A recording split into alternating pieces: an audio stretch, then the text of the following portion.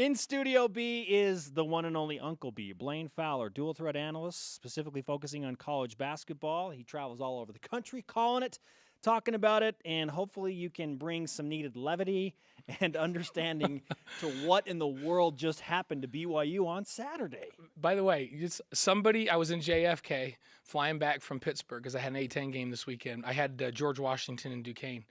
And they walked up to me and they go, "Uncle B!" It made me so happy. It made me so happy. There's the needed smile. Yeah, I was on just this like, Monday. Oh. Yes. See, no matter where I go, I'm never away from home because Cougar Nation is everywhere. And so it made me feel at home. It was kind of fun. Let's start with the overreactions, Blaine. I want to get your opinion. With what we just talked about, it's seriously questionable if BYU will have 20 wins by the end of the week. Is that an overreaction? If they don't beat Portland, I'll be surprised.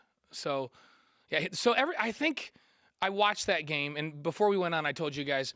So I had an afternoon game, and so I was there in Pittsburgh, and I'm watching it on TV, and I kept thinking in the second half I should just turn this thing off. But it was kind of like coming up on a really bad accident, and you shouldn't slow down and watch. I just couldn't take my eyes off of it.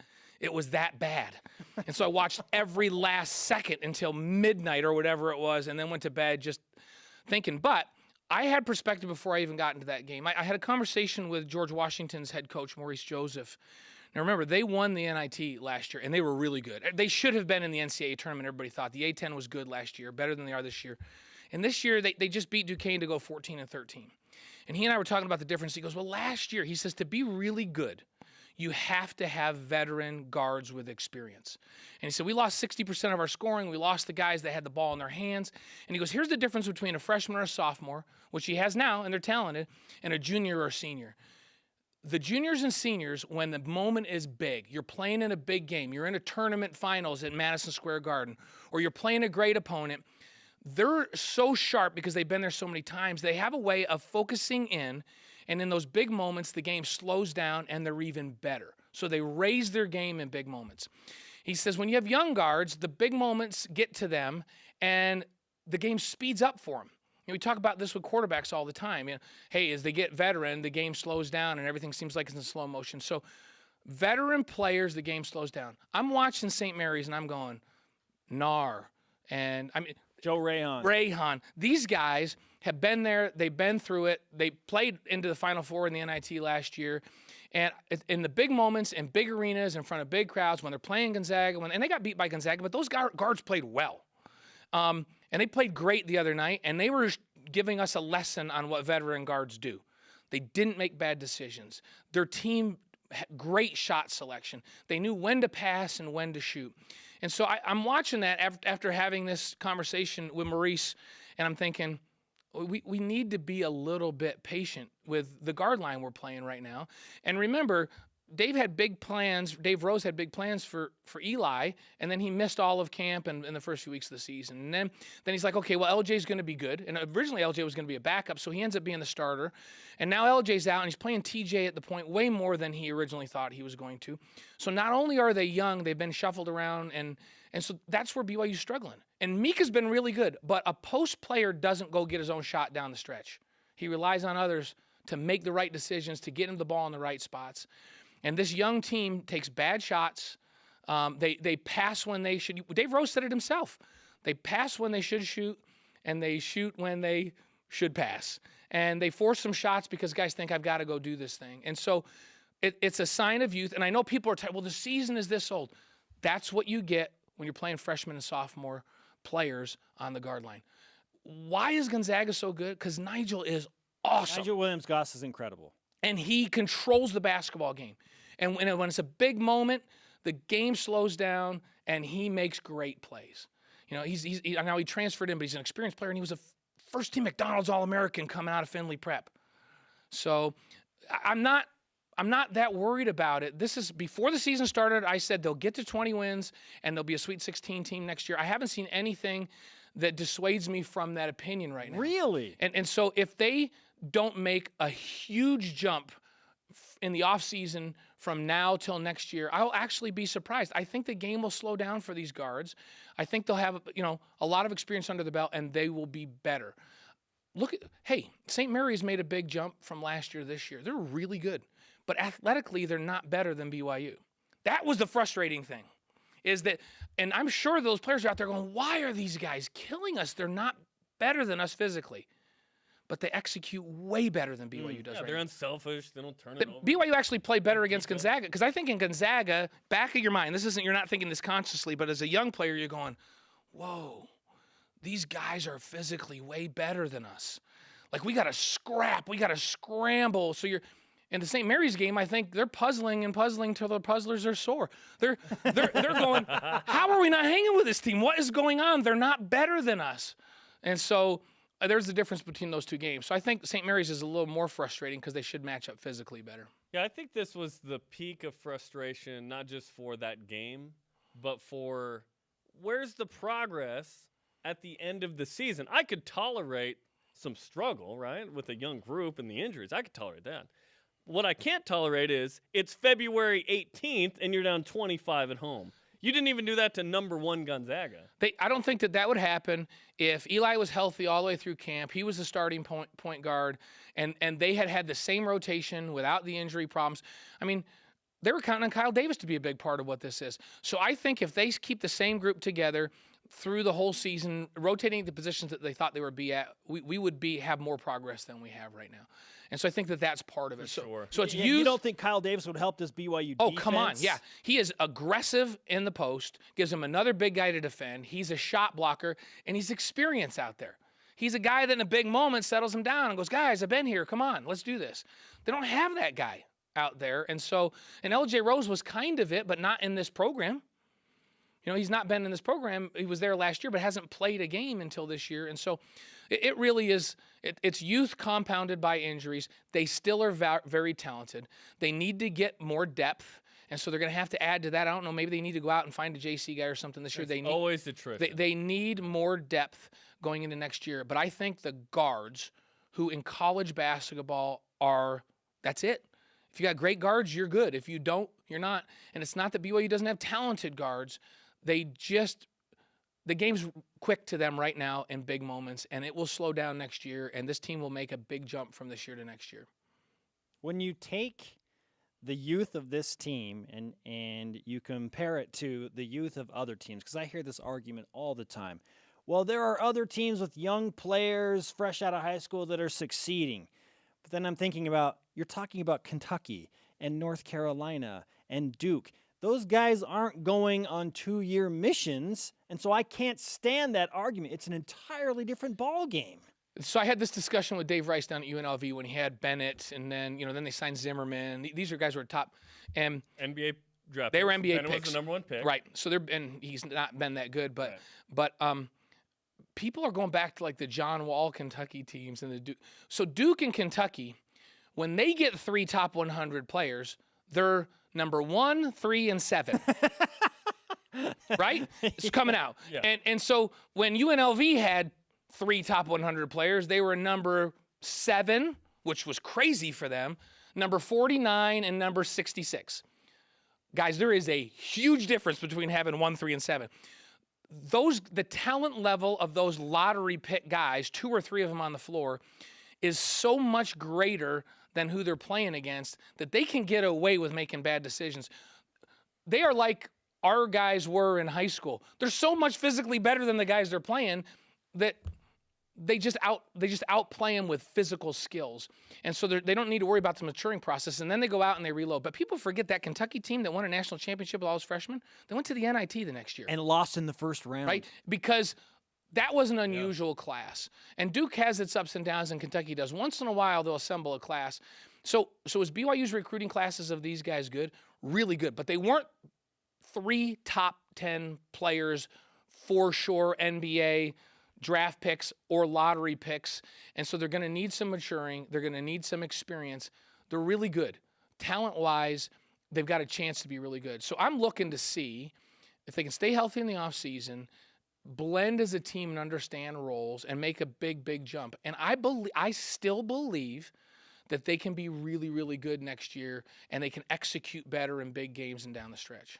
And then if Nigel's gone, and let's see, Karnowski's gone. Gonzaga's going to win the league. Like, it's just, that's what so it when is. those guys are gone, maybe they can. But they'll compete great with St. Mary's next year. Yeah. You know what I mean? And so, hey, BYU has the potential. I think St. Mary's is really good. I think they're really good. Oh yeah. And they're good because they have very good talent and their execution is as good as anyone in the country. BYU can be better athletically than St. Mary's, and if they can get their execution level close, now they're a top 15 basketball team.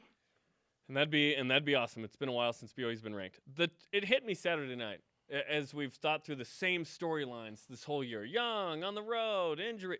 The transfers from last year and the last 2 years really hurt BYU. It would have been nice to have Jake Toolson and Jordan Chapman. I'm telling you, and the guy Isaac that could have Nielsen. made the biggest difference for them this year is Jordan Chapman. Defense, But he couldn't get into occasional law throws. school here. It wouldn't work, so he goes to Boston College. He's a veteran guy with a nasty kind of a mentality defensively that would bring some toughness, and he's been in big games, and he's a shot maker. And so just another guy on the perimeter, because BYU right now has trouble staying in front of guys on the ball defensively. And so other teams' guards, and when you watched Nar and Rayhan and those guys, they're such good deep shooters. They give you a ball fake, and you're closing too quick because you got to go defend that because they'll knock them down if you don't. Then they go by you. And once they go by you and they get into the interior of your defense and you start rotations, their decision-making is almost flawless. I mean, Randy's done an unbelievable job with this team and coaching them on how to run their stuff. And I think that Chapman's a guy with his experience that could have stayed on the ball as a defender a little bit better. If you defend even 2 seconds longer, it helps, you know. And so he would have been a big piece. I think he's probably the most detrimental transfer that BYU's had because he could have really helped this year, especially with the injuries to the guard line. He had 31 in a game where he hit 9 threes Yeah. at Boston College. But and it's too bad that couldn't work out. Tear. And people think, well, they wanted no. Dave did not want Jordan to transfer. It just didn't work out academically for him, so he had to. Dave would have loved to have had Jordan Chapman on his basketball team. So don't get that wrong. It's like, well, they ran these guys out because they thought they didn't need him. No, that's not the case. BYU's playing one upperclassman. Whereas Isaac Nielsen, it was reportedly that case, right? Yeah, and that happens. I'm talking specifically to Jordan Chapman's situation. Right. So I just missed some of those guys. People need to remember, I'm going to make a football parallel now. Jim McMahon was not Jim McMahon his sophomore year. Was Jimmer Fredette his sophomore year? And Steve Young wasn't even Steve Young his junior year. So I played on those teams with those guys. So people remember Steve Young as a senior. And as a junior, we got beat by Georgia in the opener. We finished 8-4, and we got manhandled by Ohio State in our bowl game. At the end, so you think, oh, why didn't he get good by the end of his junior year? They killed us, you guys. It was like Gonzaga. And it was the only game I've ever played in where I felt like, oh my gosh, this game needs to hurry up because if any longer, we're going to get beat worse. Like the longer the game went on, the more it was like, we got to get this thing done. We got to, you know, and Steve got a concussion in the game and I went in the game and Holmgren said, you just got it. And we were getting killed. And then Steve comes back in a couple plays later and I'm coming off and Mike says, where's Steve? And I go, he's in the game. He goes, no, he's not supposed to be in the game. Like, it was that over. They didn't even want Steve in the game. They wanted me to go get killed. He wrote in his book about that moment. So that's his junior year. Then they come out his senior year. He had another off season. He started to see the field better, and the game slowed down. He started to utilize the passing lanes and wasn't running around so much. He was so much more efficient. He was still the same athlete, but he was so much more efficient. We lose to Baylor in a game in the opener that we shouldn't have lost to, and then we go on a run where we win every game the rest of the season. Then Steve Young becomes Steve Young. So give these young guys a chance. Jimmer wasn't Jimmer as a sophomore. Jimmer was Jimmer as a second half of his junior year, and then he was ridiculous his senior year. Give these guys a chance to develop and for the game to slow down, and I think we'll be really happy with how they perform. George Washington's guards, this is the thing. They didn't have the spotlight on them last year that BYU's guards this year do. Everybody thinks they're supposed to be a Final Four team. I have never believed that. Coming back from a mission, you made a great point, Spencer, that nobody else's guards, even when they're freshmen and sophomore, have had interrupted their play for 2 years. They've played since they were in seventh grade without a stop, without any stepping away from the game. It sounds idiotic to stop for 2 years. Athletic. What Eric Mika is doing right now, he actually blows me away. He is Crazy, way above right? my expectations Yeah. for a guy that soon off his mission. Yoli's a better example. And how good is Yoli playing? He's a little bit up and down because he's just a young freshman, but his game's been uninterrupted. And he's actually maybe the one that's not surprising me because I thought that he would because he's played interrupted. And then Mika's really surprising me, So It just takes time. I'm not alarmed by it. Do I get disappointed? Did I? Sure. Yeah, Everybody does. After the game, I'm like, gosh, why can't they just execute a little bit better? And then I got to remember to be patient and to keep some perspective on where BYU's program is right now. Blaine Fowler with us in Studio B. Let's finish with this. BYU fans want some context. Nay, they want some hope for the remainder of this season. So where can they find hope in what's going to happen the rest of this season and not have to think, well, next year? Next year. Well, they need to catch some momentum the rest of this season. So look at what St. Mary's did last year. They were a little younger, but they were still more experienced than BYU is now. And they went on a run and got to the Final Four of the NIT because the light bulb went on. Their guard play started to really step up. And so what would my hope be for this team? That they get to 20 wins, that they, I mean, could they go beat Gonzaga up there? Probably not, right? That's a dream. But the crazier things have happened. Teams come out and lay an egg because they don't have anything. But I think Gonzaga is really fired up because they're protecting this undefeated season. It almost would be better if they were ranked number 1 and had 2 losses. Ranked number 1 and undefeated is a lot of incentive. So the chance of going up there and winning, slim to none. 2%? Right. But BYU could shoot lights out, and I mean, crazier things have happened, right? But come on. They won up there when Gonzaga was 3. But go win a first-round game. Get into the semifinals of the conference tournament. That's not out of the question. They should on a neutral floor. They've played horrifically on the road at times, but this is neutral. And then play St. Mary's. Stay in that 3 spot. Santa Clara helped them out the other day. So stay in that 3 spot and go into that tournament so you face St. Mary's in the semis. And then, can they beat St. Mary's in the semis? I don't know. St. Mary's is so good with their execution. I don't know. But there's a chance. Win or lose in that game, get into the NIT, go on a run, gain some experience, and to me, the goal is get to Madison Square Garden if you can. And I don't know. I don't know if they can. But go on a run where you gain some experience with this group, have a great offseason, and come back. Now, when you talk to me preseason next year, I'm not going to say what I did this year, that they're going to be really, really, I'm going to say this is a team that has the talent that if their guards perform the way they should, that can make a run and win a tournament game or 2 in the NCAA tournament. Blaine, great stuff, man. Thank you for coming in and bringing what we were looking for, that needed levity and some perspective. You mentioned George Washington a lot on President's Day. I thought that was appropriate. So isn't that great that I got to do a GW game on President's Day weekend? Cool. I felt like it was appropriate. Yeah. And although it was a little uncomfortable, it was in Duquesne, they had a red out. I'm never comfortable with a red out. And so I just looked at it through my Stanford eyes and I said, this is the Cardinal out. It's not a red out. Not Son-in-law, Dallas Lloyd. Stanford. perspective, people. From Blaine Fowler. Thanks, Uncle B.